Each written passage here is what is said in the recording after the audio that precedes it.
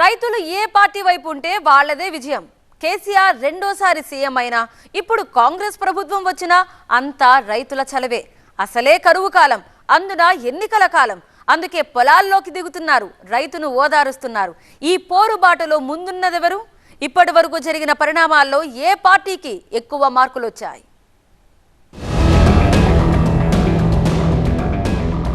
Project గురించి వీళ్ళకు తోక తెలియదు, నా తొండం తెలియదు.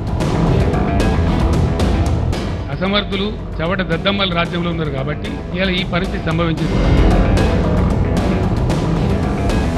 ఇందిరమ్మ రాజ్యంలో ఈగిలిచ్చిన పరిస్థితి అయింది ప్రజలని చెప్పి నేను మనవి చేస్తూ ఉన్నాను. ఈ ప్రభుత్వమే ప్రభుత్వం ఎందువల్ల? మీ వాగ్దానాల వల్ల. 80,000 పుస్తకాలు చదివిన చంద్రశేఖరరావు వానాకాలం ఎప్పుడు వస్తుంది, చలికాలం ఎప్పుడు వస్తుందో నీకు తెలియకుండా పోయిందా? అడ్డగోలుగా నీ మాటలు మరి పొలిటికల్ నర్వస్నెస్, డిప్రెషనా, ఫ్రస్ట్రేషనా, జనం నిన్ను బొంద పెడతారు. ఈ ఎన్నికల తర్వాత మీ మనుగడే ఉండదు.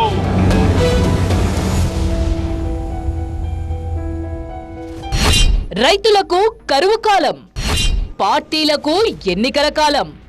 కారు పార్టీది పొలం బాట, బీజేపీది రైతు సత్యాగ్రహ దీక్ష. రైతు చుట్టూ తెలంగాణ రాజకీయం. అధికార పక్షం మెడలు వంచుతాం, ప్రజలకు కష్టమొస్తే గద్దలా వాలుతాం. రైతు పక్షాన పులిలా కొట్లాడుతాం. కేసీఆర్ బయలుదేరిండు, ఇక ఆగడు. ఇలా మొదలైంది కేసీఆర్ నోటి ప్రవాహం. ఎంపీ చేసి పాపం మంచిగున్న వాళ్ళ నోట్లే మట్టి కొట్టింది. చవట దద్దమ్మల రాజ్యంలో ఉన్నారు కాబట్టి మిమ్మల్ని తరిమి కొడతారు, జాగ్రత్త అని చెప్పి నేను హెచ్చరిస్తా ఉన్నా. తెలంగాణ రైతు సమస్యలే ప్రధానాస్త్రంగా దూకుడు పెంచారు కేసీఆర్. పంటలెండని జిల్లా లేదు, మోటార్ కాలిపోని ఊరు లేదు అంటూ ప్రాసలతో దడదడలాడించారు. రాష్ట్రం రణరంగంగా మారినా సరే అడ్డొచ్చిన వారిని తొక్కుకుంటూ పోయి 50,000 మంది రైతులతో కాళేశ్వరం మోటార్లు నడిపిస్తామంటూ సవాల్ చేశారు. అసలు కాళేశ్వరం గురించి, ఆ ప్రాజెక్టు గురించి వీళ్ళకు తోక తెలియదు, నా తొండం తెలియదు. ఇప్పుడు ఉన్నోనికి ఏమీ తెలియదు, ఇంటికి కూడా తెలియదు. కోపం వస్తే బాధ కలుగుతాయి. ఇది మనిషి సృష్టించినటువంటి కృత్రిమ కరువు. భగవంతుడు కాలమో కాదు, బ్యాడ్ రెయిన్ సీజన్ కాదు. తెలంగాణలో గత వారం రోజులుగా రైతు సమస్యలే ప్రధాన అంశంగా రాజకీయం నడుస్తోంది. రైతుల మెప్పు పొందితే చాలు ఓట్లు వస్తాయి అన్న ఆశతో పోటీలు పడి మరీ పోరాటాలు చేస్తున్నాయి పార్టీలు. ఇది కాలం తెచ్చిన కరువు కాదు, కాంగ్రెస్ తెచ్చిన కరువు అంటూ మాజీ సీఎం కేసీఆర్ పొలం బాటా పేరుతో రైతులను పరామర్శిస్తున్నారు. మొదట సూర్యాపేట, జనగామ పర్యటనతో శ్రీకారం చుట్టి తాజాగా కరీంనగర్, రాజన్న సిరిసిల్ల జిల్లాల్లో పర్యటించారు. రైతు దీక్ష పేరుతో బండి సంజయ్ కరీంనగర్లో ఒకరోజు దీక్ష చేశారు. రాష్ట్ర వ్యాప్తంగా రైతు సత్యాగ్రహ దీక్షకు బీజేపీ పిలుపునిచ్చింది. రైతుల పక్షాన పోరాటంలో బీఆర్ఎస్ 4 అడుగులు ముందే ఉంది. 10 ఏళ్ల పాటు కష్టపడి ఎన్నో పథకాలు పెట్టి తెలంగాణ రైతును రాజును చేస్తే, కాంగ్రెస్ ప్రభుత్వం వచ్చాక రైతు బంధు రాక, సాగునీరు లేక, నాణ్యమైన కరెంటు ఇవ్వలేక వ్యవసాయాన్ని సంక్షోభంలోకి నెట్టిందంటున్నారు కేసీఆర్.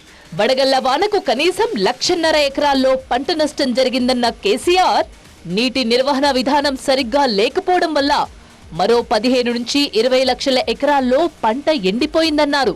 మీదికి పొలం పచ్చ కనబడుతుంది కానీ మొత్తం కింద పర్రెలు పెట్టింది చూడమని చెప్పి నన్ను పొలం లోపల దాకా తీసుకుపోయి చూపెట్టినారు. ప్రతి పంట ప్రతి దగ్గర ఇదే పరిస్థితి. దీనికి ఏంది? నీటి నిర్వహణ సామర్థ్యం లేక, దాన్ని ఎట్లా వాడానో తెలియక, వైఫల్యం, ప్రభుత్వ వైఫల్యం ఒక కారణం. సరే, అదైతే నెటమటమైన పాత బోరు ఉన్నాయి కాబట్టి కరెంటుతోనన్న వారికి దక్కించుకుందామంటే కరెంటు క్వాలిటీగా రాకపోవడం, మోటార్లు కాలిపోవడం రెండవ కారణం. వెరసి ప్రభుత్వ వైఫల్యం వల్లనే ఇలా పంటలు ఎండినయి. తెలంగాణ ఎన్నికల్లో రైతులే కీలకం. తెలంగాణ రైతులు ఎవరి పక్షాన ఉంటే వాళ్లదే అధికారం. కేసీఆర్ ను రెండోసారి ముఖ్యమంత్రి చేసింది ఆ రైతులే. అప్పట్లో రైతు బంధు హామీకి వచ్చిన క్రేజ్ అంతా ఇంతా కాదు. అప్పటికే మిషన్ కాకతీయతో చెరువుల పూడికతీత, రైతుల పొలాలకు నీళ్లు పారడం బీఆర్ఎస్ కు ప్లస్ అయింది. కాళేశ్వరంపై ఎన్ని విమర్శలు వచ్చినా భూగర్భ జలాలైతే పెరిగాయి కదా అన్న ఆనందం రైతులది. దీనికి తోడు రుణమాఫీ కూడా రైతులను ఆకర్షించింది. ఆ రైతులు నమ్మకం పెట్టుకున్నారు కాబట్టే మొన్నటి ఎన్నికల్లో కాంగ్రెస్ కు అధికారం కట్టబెట్టారు. సో రైతులు ఎట్టుంటే అధికారం ఆ పార్టీది. ఇది ఫిక్స్. అందుకే 4 నెలల పాటు అదును కోసం ఎదురు చూసిన కేసీఆర్ రైతు సమస్యల్నే అజెండాగా తీసుకున్నారు.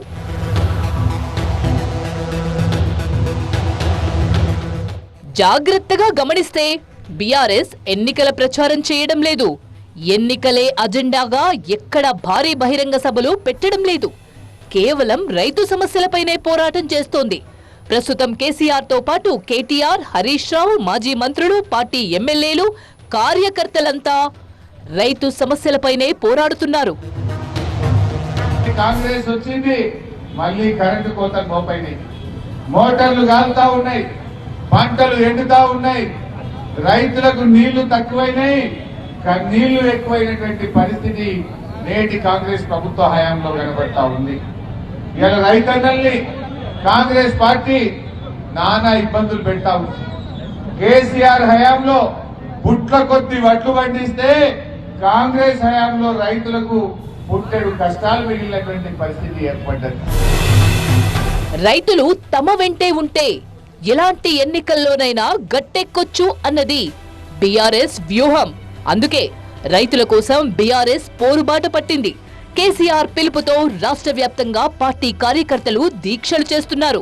పంట ఎండిపోయిన రైతులకు ఎకరానికి 25,000 ఇవ్వాలని డిమాండ్ చేస్తున్నారు. వరి, మక్కకు క్వింటాల్కు 500 రూపాయల బోనస్, రైతులకు వెంటనే 2 లక్షల రుణమాఫీ, రైతు భరోసా కింద ఎకరానికి 15,000 ఇవ్వాలని ప్రభుత్వాన్ని నిలదీస్తున్నారు.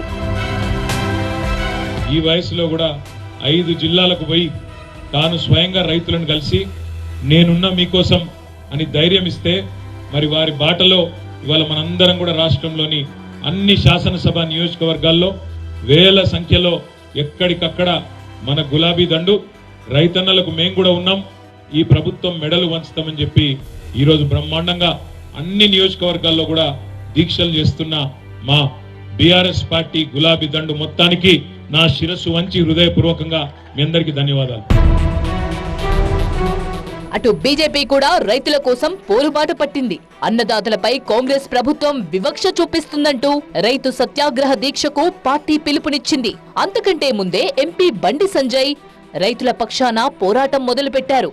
కలెక్టరేట్ ఎదుట ఆందోళన చేయాలని ముందుగా ప్లాన్ చేసుకున్నా ఎలక్షన్ కోడ్ కారణంగా రూటు మార్చి పార్టీ ఆఫీస్లోనే రైతు దీక్షకు దిగారు. ఇక్కడ బీజేపీ ప్లాన్ ఒక్కటే, రైతు సమస్యలపై పోరాడి వారి మద్దతు కూడగట్టుకోవాలి అన్నదే వ్యూహం. అందుకే రైతులు ఏం కోరుకుంటున్నారో చెబితే వచ్చే లోక్సభ ఎన్నికల మేనిఫెస్టోలో ఆ అంశాలను చేరుస్తామని రైతులకు హామీ ఇచ్చారు.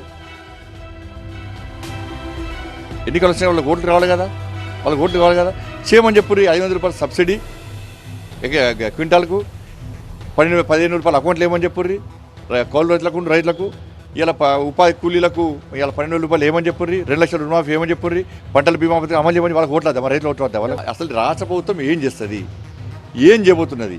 మీరిచ్చిన హామీలే, మేము కొత్తగా డిమాండ్ చేస్తలేము.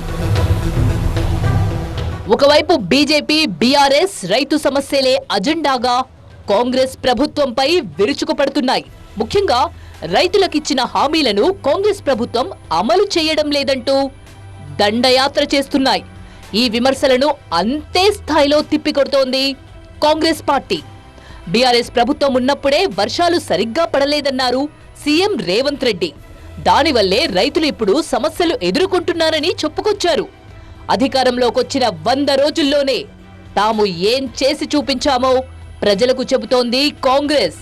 పంటలు ఎండిపోవడానికి, ఈ కరువుకు కారణం గత ప్రభుత్వమేనంటూ ఎదురుదాడి చేస్తోంది. కాంగ్రెస్ వచ్చింది, కరువు వచ్చింది అంటున్నాడు. 80,000 పుస్తకాలు చదివిన చంద్రశేఖర్ రావు వానాకాలం ఎప్పుడు వస్తుంది, చలికాలం ఎప్పుడు వస్తుందో నీకు తెలియకుండా పోయిందా? మరి తమరి పాపాలకే కదా వరుణదేవుడు భయపడిపోయి వానలు గురవక కరువు వచ్చింది. నీ వారసత్వంగా కరువుతో పాటు 7 లక్షల కోట్ల రూపాయల అప్పులు కూడా మాకు అప్పచెప్తే కష్టపడి దీన్ని సరిదిద్దడానికి ప్రయత్నం చేస్తున్నాము. ఇక రైతు బంధుపై వస్తున్న విమర్శలకు వివరణ ఇస్తోంది. రైతు బంధు కోసం జమ చేసి ఉంచిన 7,000 కోట్లను కాంగ్రెస్ ప్రభుత్వం తమ కాంట్రాక్టర్లు, తాబేదారులకిచ్చిందని ఆరోపించారు కేసీఆర్. తాము అధికారంలో ఉన్నప్పుడు అదును మీద డబ్బులు వేశాము కాబట్టే అవి రైతులకు ఉపయోగపడ్డాయని చెప్పుకొచ్చారు.